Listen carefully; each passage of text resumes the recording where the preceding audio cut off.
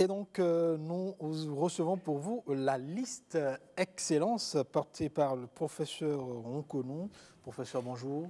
Bonjour, monsieur le journaliste. Et bienvenue sur ce plateau. Vous êtes professeur titulaire en mathématiques depuis 2000. Vous êtes l'actuel président de l'Académie nationale des sciences, arts et lettres du Bénin. Vous êtes aussi président titulaire de la chaire internationale en physique, mathématiques et applications, membre de plusieurs sociétés savantes à travers le monde. Vous êtes à la tête de cette liste Excellence et vous avez une vision pour l'université d'Abomey-Calavi. Vous dites qu'à l'horizon 2021, vous voudrez faire de l'université d'Abomey-Calavi un centre pourvoyeur de ressources humaines de qualité. C'est bien cela? C'est bien ça, monsieur le journaliste. Alors, pourquoi on en arrive à cette vision de vouloir faire de l'université un pôle d'excellence fournisseur de main-d'œuvre de qualité? Merci, monsieur le journaliste. Vous savez que depuis sa création à ce jour, diverses équipes sont passées à la tête de l'institution universitaire béninoise et ont réalisé chacune des œuvres importantes dans le sens du développement de cette institution, avec des résultats probants, et visibles, indéniables, que nul ne peut nier, mais correspondant à une vision donnée. Nous proposons de faire entrer l'institution universitaire béninoise dans la modernité.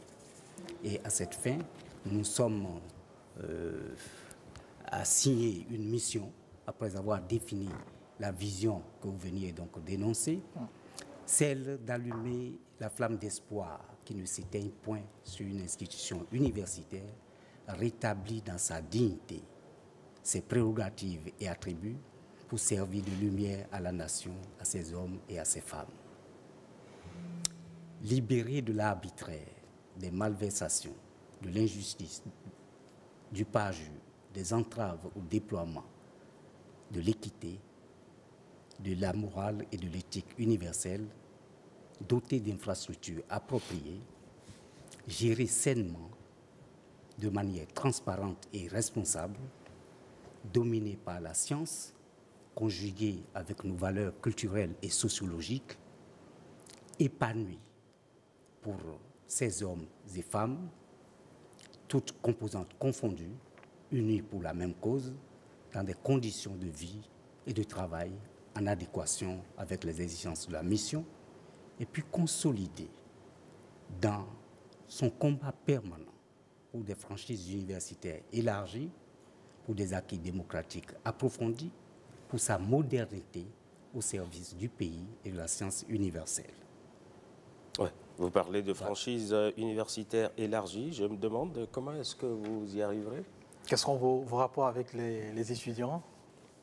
Vous savez, il ne devrait pas y avoir d'antagonisme entre la composante principale de l'institution universitaire que constituent les étudiants, parce que sans les étudiants, il n'existe pas d'université.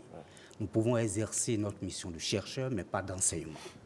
Et de ce point de vue, toute entrave au dialogue doit être levée. Nous entendons, à la tête de l'institution universitaire, co-gérer et co-construire cette université moderne avec ses différentes composantes. Cela veut dire que la gestion va être la plus transparente possible avec l'implication dans toutes les instances de décision de toutes les composantes de l'institution universitaire. De ce point de vue, lorsque des problèmes vont être posés par l'une ou l'autre de ces composantes, des solutions appropriées y seront trouvées dans la mesure des moyens disponibles à l'interne. Et pour des problèmes qui n'auraient pas eu de solution à l'interne, nous allons les porter ensemble avec ces composantes vers l'autorité hiérarchique supérieure. D'accord. Professeur Cela Ronconou, suppose qu'il faut mettre en place une pédagogie de dialogue et de communication avec l'autorité universitaire. Il ne faut pas se dire que nous sommes une institution publique, que nous devons attendre et que les autorités viennent nous donner les moyens appropriés. Il faut montrer dans les faits que l'institution universitaire constitue un levier important de développement et donc doit accompagner l'État dans sa politique de développement, mener des recherches en adéquation avec les réalités du pays, l'institution universitaire doit aider à trouver des solutions concrètes aux problèmes de développement du pays. Professeur Nkono, sur votre liste, il y a une femme au poste de 3e vice-recteur chargé de la coopération interuniversitaire, en la personne de professeur Judith Glidja. C'est bien cela. Vous êtes maître de conférence agrégé des universités du CAMES en sciences de gestion, et ce depuis 2011.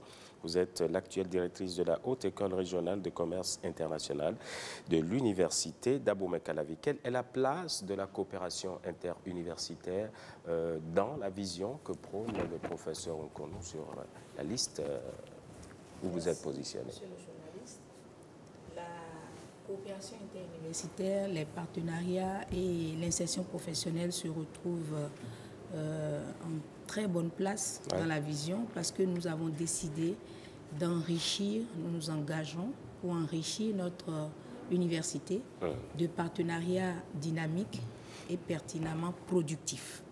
Et dans ce cadre, nous avons déjà réalisé une collecte de données pour savoir à peu près les besoins de nos entreprises publiques, privées, des banques, etc.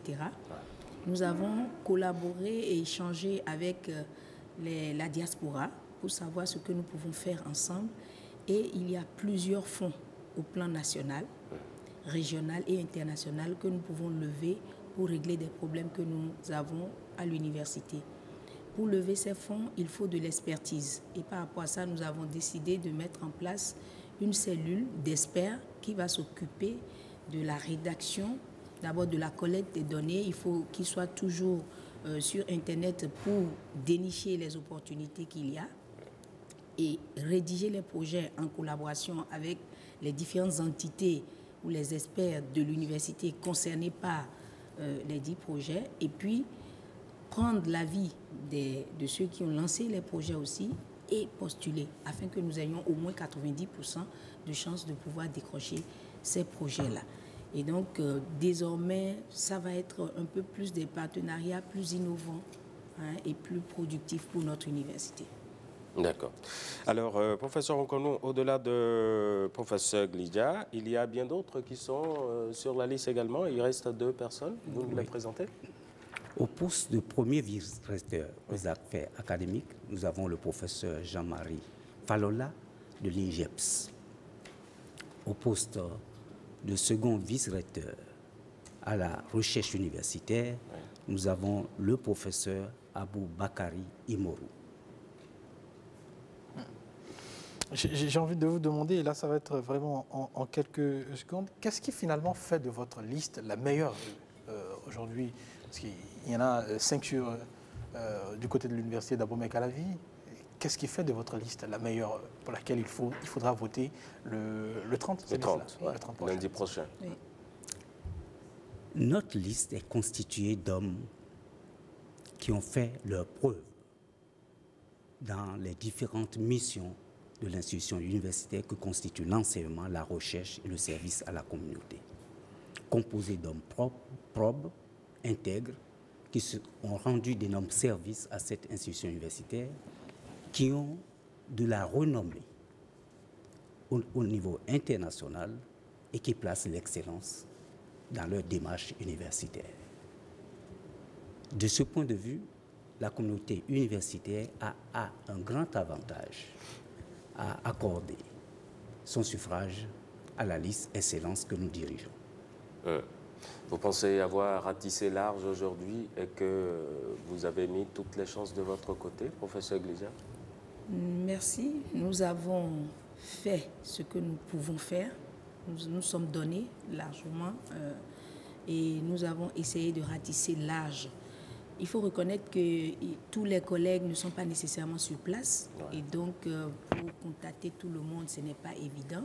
Nous avons utilisé plusieurs canaux de communication et nous espérons avoir passé le message comme cela se doit. Merci. Nous avons encore quelques... La campagne, elle court jusqu'à demain au moins? Et jusqu'au samedi. Jusqu'à samedi. Jusqu'à samedi. Jusqu'à samedi. Jusqu'à samedi. Le Dimanche, Dimanche, il y aura la pause. dimanche à 0 heure. Alors, un message quand même à toute la communauté universitaire, les étudiants, les enseignants et puis le corps administratif également. Je voudrais inviter la communauté universitaire, toutes composantes confondues, à appréhender l'enjeu de ces élections. Le choix doit être un choix optimal qui intègre les intérêts de la communauté universitaire et qui intègre l'avenir de cette institution. Soit nous optons pour la continuité, alors la gouvernance actuelle va continuer, soit nous optons pour la modernité en votant pour la liste Excellence. Et compte tenu des enjeux, je souhaiterais qu'ensemble, nous gagnions ces élections avec la liste Excellence pour co-gérer et co-construire une université moderne au service de notre pays. Norbert Nkono, merci beaucoup d'être venu sur le plateau. Judith Glidia, merci également. Merci. Vous passez une très bonne journée et puis que nos chances vous accompagnent. Merci, monsieur. Allez, à très bientôt.